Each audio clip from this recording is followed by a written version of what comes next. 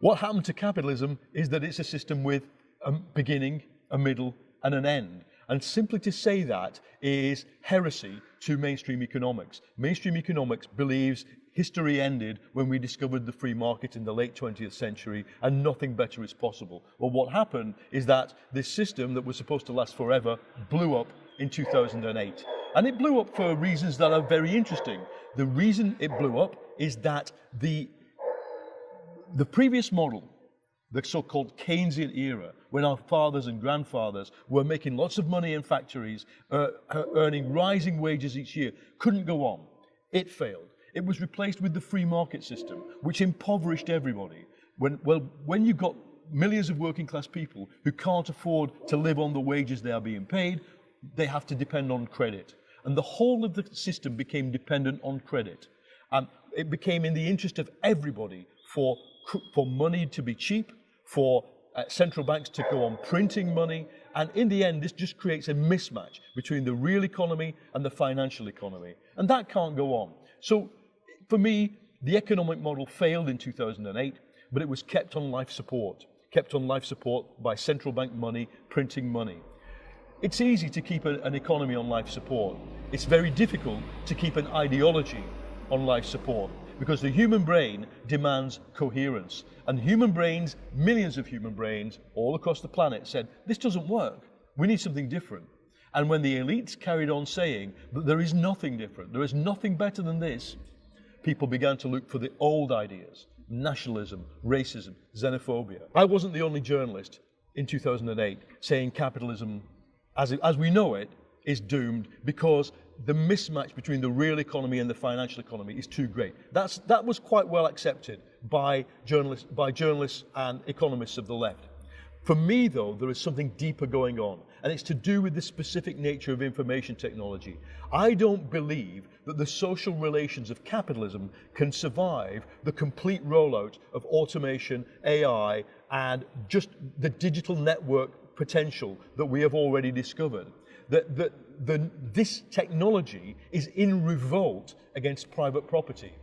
Karl Marx said it in the 1850s. He said, look, if you ever get to a situation where humanity has stood to the side of the production process, letting machines do the job, you will need he says this, you will need for knowledge to become social. Now, he couldn't imagine the internet, but it's clearly that the internet, Wikipedia, open source software, all the standards that we rely on to run aircraft, city transport systems, don't need to be privately owned. They are naturally a public good.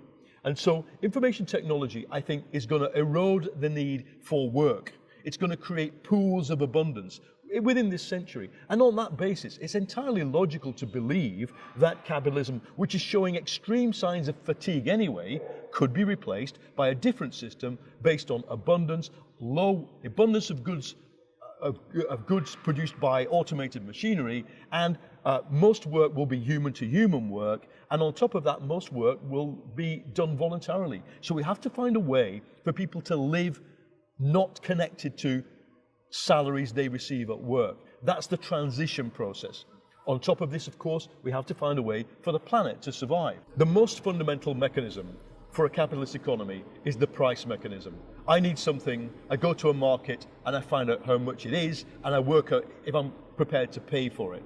So we form prices through generally estimating how much did it cost me to produce this, and what is my entrepreneurial activity, me, I'm the market stall holder, what does it cost me? So we create a price.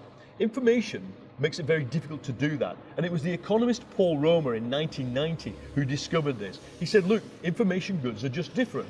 They're first of all non-rival. What does that mean? If I park my car in a parking space, you cannot park your car in the same parking space.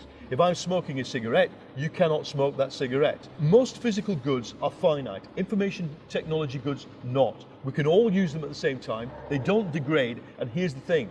They cost almost nothing to reproduce. If you're a band, you make a music track, it costs you the music, the hire of the studio, what it costs to train you as a singer and a guitarist. That's the cost, but the reproduction cost is near zero. Now what that means is that forming the price on that music track is going to be very difficult. left to its own, we know what the price of that music track was because of BitTorrent and Pirate Bay and all the rest of it. It was zero. And because the marginal cost of reproducing the product is zero. We call it the zero marginal cost effect. It took economists a long time to work out that information would become a commodity. We used to see it naturally as a public good, that if somebody published a scientific paper, it would be in the public domain immediately, that every book would be in a library somewhere and you could read it.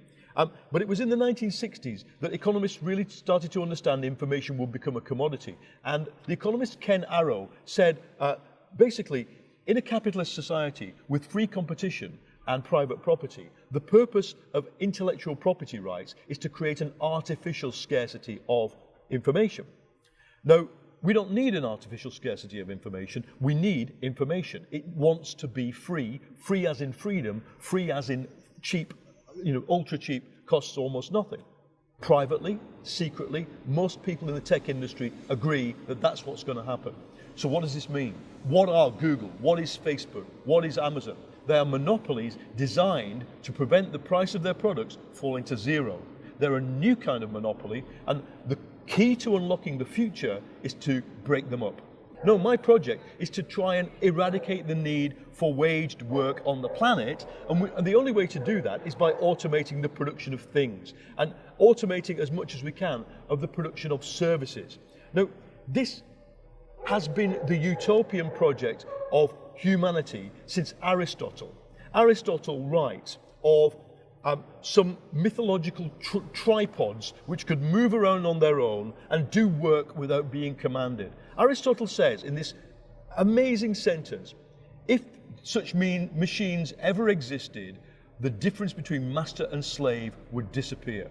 Aristotle understood that the route to a classless society is full automation and teaching people then what to do with the leisure, the living of a good life. I think in the late 90s, in the Seattle period, and the period also of the Indignado protests, there was an assumption that we could get where we wanted to be by reforming the neoliberal system. So we're inside it, we all work for corporations or states or voluntary organizations, and we thought, yeah, we can introduce more co-ops, more free software. But now, this huge backlash, and it's a societal, it's a cultural, and it's a technological backlash as well, by the right. The right are against one of the most important technologies in the planet, which is women's ability to control their own fertility. That's a technology. They're against it. They are against, by and large, all attempts to use technology to enhance social justice. And of course, they're against minorities, they're against refugees, they're against freedom. It's not something new. The generation that lived here in Barcelona in the 1930s probably had a very similar view of how they would get from, say, the dictatorship of Primo de Rivera to a progressive socialist government. They probably didn't imagine they would have to fight fascism. We have to fight fascism. It's really simple. We have to defeat it. It's been defeated before. We can defeat it again. The idea that we have to attack is that neoliberalism is a system without an outside. This is what some people believe. The only way you break it is by literally breaking it. I think that we can reform the system. The task of the left now has to be vision. What we're lacking actually is not accurate news about stuff. What we're lacking is vision. And to this generation, I would say one thing. When 2008 broke, it felt like the end of an era, like certainly the end of a 30-year period in which neoliberalism has been all-powerful. I said then, it's probably a 50-year crisis, but this crisis of belief in democracy and rationality is a 400-year crisis. We are now facing people saying that vaccines don't work, that the truth is what I decide it to be.